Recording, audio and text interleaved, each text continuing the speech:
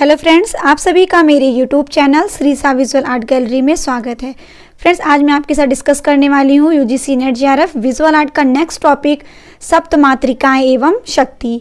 कल हमने डिस्कस किया था आपसे अष्टदिक्पाल प्रतिमाओं के बारे में, तो आज हम डिस्कस करने वाले हैं सप्तमात्रिकाएं एवं शक्ति के बारे में। तो चलिए हम स्टार्ट करते हैं पहले पॉइंट से कि सप्तमात्रिका शब्द का प्रयोग सभी प्रकार की देवियों के लिए होता है। सबसे पहले तो ये क्लियर करना सबसे ज़्यादा इम्पॉर्टेंट है कि सप्तमात्रिकाएं होती क्या हैं। तो सप्तमात्रिकाएं शब्द का प्रयोग सभी प्रकार की देवियों के लिए होता है।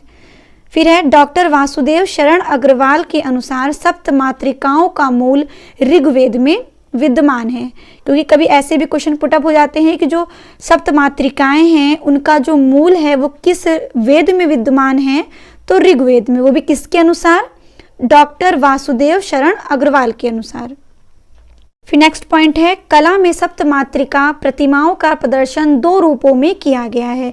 देख लेते हैं पहले में क्या कहा गया। तो पहले में है शिलापट्ट सप्तमात्रिकाओं का संयुक्त रूप से प्रदर्शन, यानी कि एक साथ प्रदर्शन हुआ है। और सेकंड में है अलग अलग मात्रिकाओं का प्रदर्शन, यानी कि अलग अलग मात्रिकाओं का प्रदर्शन किया गया। फिर नेक्स्ट पॉइंट है सप्तमात्रिका के संबंध में महाभारत और पुराणों में रोचक प्रसंग है। रोचक प्रसंग क्या है ये भी हम देख लेते हैं कि आखिर महाभारत और पुराणों में सप्तमात्रिकाओं की ऐसी कौन सी स्टोरी है। तो देखिए यहाँ पे ये है कि एक बार शिव अंधकासुर से युद्ध कर रहे थे। उस समय अंधकासुर के शरीर में रक्त की जितनी भी बूंदें गिरती थी उतने ही नवीन अंधकासुर उत्पन्न हो जाते थे, क्योंकि जब शिव प्रहार करते थे तो जितनी बार वो अंधकासुर पर प्रहार करते थे उनकी रक्त जितनी बार भी जमीन में गिरती थी उतनी बार अंधकासुर उत्पन्न हो जाते थे। उस समय शिव ने घबराकर अपनी योगेश्वरी नामक शिव शक्ति का आवाहन किया और इनके साथ ही साथ ब्रह्मा, विष्णु, स्कंद, वराह, इंद्र, यम आदि देवताओं ने अपनी शक्तियां छोड़ी और इन सप्तमात्रिकाओं ने अंधकासुर के रक्त को भूमि में गिरने से रोक लिया था, जिन्हें हम कहते हैं सप्तमात्रिकाएं। इसके आगे इस प्रकार देवताओं का अलग मैंने बनाया है, मात्रिकाओं का अलग, जिसमें आप आराम से इसको नोट कर सकते हैं बिना किसी प्रॉब्लम के। तो देखिए सबसे पहले सारे पूरे सीक्वेंस में लिखे हैं, क्योंकि सीक्वेंस में भी कभी कभी पूछता है कि सप्तमात्रिकाओं को सही कालक्रम में लगाइए। तो सबसे पहले हो जाएंगे ब्रह्मा की शक्ति हो जाएंगी ब्राह्मी, विष्णु की शक्ति हैं वैष्णवी, फिर है शिव यानी महेश्वर की शक्ति हैं महेश्वरी यानी कि योगेश्वरी। फिर नेक्स्ट है कुमार की शक्ति हैं कौमारी, वराह की शक्ति वराही। फिर नेक्स्ट है इंद्र की शक्ति इंद्राणी, यम की शक्ति है चामुंडा। तो फ्रेंड्स ये रहे सप्तमात्रिकाएं, यानी कि 7 देवियों के बारे में, जिनमें 7 देव हैं उनकी शक्तियां हैं सप्तमात्रिकाएं। ये देखिए इसमें आगे लिखा हुआ है कि अतः सप्तमात्रिकाओं की सूची में ब्राह्मी सीक्वेंस में है, वैष्णवी, महेश्वरी, वराही, इंद्राणी, कौमारी, चामुंडा का उल्लेख हुआ है। तो फ्रेंड्स इसको नोट भी करते चलिएगा और मैं रेगुलर अपनी वीडियो को अपलोड करूंगी जिससे आपके नोट्स तैयार होते रहें, जिसमें एग्ज़ाम पास आते ही आप उसको रिवाइज भी कर सकें। तो ऐसे ही मेरी वीडियो में बने रहिए, स्किप करके बिल्कुल मत देखिए, क्योंकि इससे आपके अच्छे खासे नोट्स तैयार होंगे और आपको अच्छे से समझ में भी आएगा।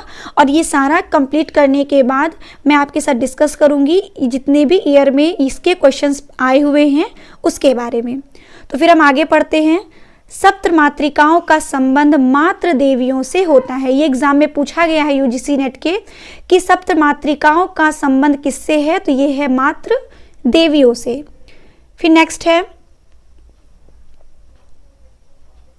प्रतिमा शास्त्रों ग्रंथों में इस सप्तमात्रिकाओं के प्रतिमा निर्माण का विधान निश्चित किया गया है। सप्तमात्रिकाओं की प्रतिमा विभिन्न संग्रहालयों तथा मंदिरों में भी अवस्थित है। तो हम बात कर लेंगे विभिन्न मंदिरों और संग्रहालय में, तो ये उसका भी चार्ट मैंने बनाया है, इसको भी आप नोट करते चलिए कि सबसे पहले संग्रहालय और मंदिर में कौन कौन सी मंदिर और संग्रहालय में सप्तमात्रिकाओं की प्रतिमा है। तो सबसे पहला पॉइंट है मथुरा संग्रहालय, जो कुषाण कालीन है। मथुरा संग्रहालय में सप्तमात्रिकाएं की प्रतिमा प्रदर्शित है। फिर है राज संग्रहालय जो है पटना में गुप्त काल की, यहाँ पे भी सप्तमात्रिकाओं की प्रतिमा बनाई गई है, यहाँ पे प्रदर्शित की गई है। फिर है नेक्स्ट इलाहाबाद संग्रहालय, यहाँ पे सप्तमातृकाओं की संयुक्त प्रतिमा है, जिसमें मैंने आपको ऊपर बताया था कि सप्तमातृकाओं के 2 प्रकार के रूप बताए गए हैं, जिनमें सबसे पहला है संयुक्त रूप। ये देखिए यहाँ पे मैंने बताया है आपको कि जो सबसे पहला है वो है शिलापट्ट पर सप्तमातृकाओं का संयुक्त रूप। तो यही दर्शाया गया है कहाँ पर, इलाहाबाद म्यूजियम में। ये इलाहाबाद म्यूजियम में सप्तमातृकाओं की संयुक्त प्रतिमा। फिर है खजुराहो संग्रहालय, यहाँ पे द्विभुजी सप्तमातृकाओं का अंकन। फिर है खीचिंग से प्राप्त वैष्णवी प्रतिमा। फिर है नेक्स्ट जामनगर संग्रहालय में है विष्णु के साथ लक्ष्मी और गरुड़। फिर है श्रीनगर संग्रहालय में लक्ष्मी और विष्णु को गरुड़ पर बैठे हुए प्रतिमा। ये सारी प्रतिमाएं काफ़ी इंपॉर्टेंट हैं, तो इनको नोट भी करते चलें और साथ ही साथ इसको याद भी करते चलें। नेक्स्ट है मथुरा संग्रहालय, यहाँ पे है दुर्गा की प्रतिमा। फिर है राज्य संग्रहालय पटना, यहाँ पर भी दुर्गा की प्रतिमा प्रदर्शित की गई है। फिर है नेक्स्ट खजुराहो के लक्ष्मण मंदिर, यहाँ पर है दक्षिणी दीवार में लक्ष्मी और विष्णु अलग बगल खड़े हुए दर्शाए गए हैं। तो फ्रेंड्स ऐसे क्वेश्चन भी पुटअप होते हैं कि दक्षिणी दीवार पर लक्ष्मी और विष्णु अगल बगल खड़े दर्शाए गए हैं, ये किस मंदिर में दर्शाया गया है, तो ये खजुराहो के लक्ष्मण मंदिर में। फिर नेक्स्ट है खंडगिरी की गुफा, खंडगिरी की गुफा में दर्शाया गया है गजलक्ष्मी की प्रतिमा। फिर है खजुराहो मंदिर में है सिंह वाहिनी लक्ष्मी। फिर नेक्स्ट है खजुराहो के पार्श्वनाथ मंदिर में है सप्तमातृकाएं की प्रतिमा। तो फ्रेंड जितने भी संग्रहालय हैं और मंदिरें हैं इनको ज़रूर याद कर लें, क्योंकि इनसे क्वेश्चंस पूछे जाते हैं। फिर हम बात करते हैं नेक्स्ट पॉइंट है दुर्गा का महिषासुर मर्दिनी रूप। तो यहाँ पर है देवी ने जब महिषासुर नामक राक्षस का वध किया तो इसके रूप में महिषासुर मर्दिनी कहा जाता है, क्योंकि इनका यही रूप है। जब इन्होंने महिषासुर नामक राक्षस का वध किया था तभी से इनको कहा जाता है महिषासुर मर्दिनी, जो दुर्गा का ही रूप होता है। फिर है कुषाण काल की अन्य अनेक महिषासुर मर्दिनी प्रतिमाएं मथुरा संग्रहालय में संग्रहित हैं। फिर नेक्स्ट पॉइंट हम पढ़ते हैं। नेक्स्ट पॉइंट है मध्य प्रदेश उदयगिरी गुफा से प्राप्त प्रतिमा में देवी महेश दैत्य से संघर्ष करती हुई दर्शाई गई हैं। ये भी नोट करिएगा, काफ़ी इंपॉर्टेंट है। फिर है बादामी से प्राप्त प्रतिमा, देवी का त्रिशूल महिषासुर के गले में धंसा हुआ है। ये भी काफ़ी इंपॉर्टेंट लाइन है। फिर है नेक्स्ट पॉइंट, प्रत्यलिद्धा मुद्रा में भी महिषासुर मर्दिनी की प्रतिमा पाई गई है। ये है मुद्रा जो यूजीसी नेट के एग्जाम में पूछा गया 2019 में कि प्रत्यलिद्धा मुद्रा से क्या अभिप्राय है, तो इसका अभिप्राय होता है महिषासुर मर्दिनी से। तो इसके अलावा भी मैंने ये चार्ट बनाया है जिसमें महिषासुर मर्दिनी से संबंधित प्रतिमाएं प्रदर्शित हैं, तो इसे भी आप नोट करते चलें। सबसे पहले है मथुरा संग्रहालय, यहाँ पर है एक महिषासुर मर्दिनी प्रतिमाएं। फिर है उदयगिरी गुफा में देवी महेश दैत्य से संघर्ष करती हुई, क्योंकि ऐसे क्वेश्चंस पूछे जाते हैं कि देवी महेश दैत्य से संघर्ष करती हुई प्रतिमा किस गुफा में या फिर किस मंदिर में उकेरी गई है, तो उसके ऑप्शन के अकॉर्डिंग आपका आंसर होगा।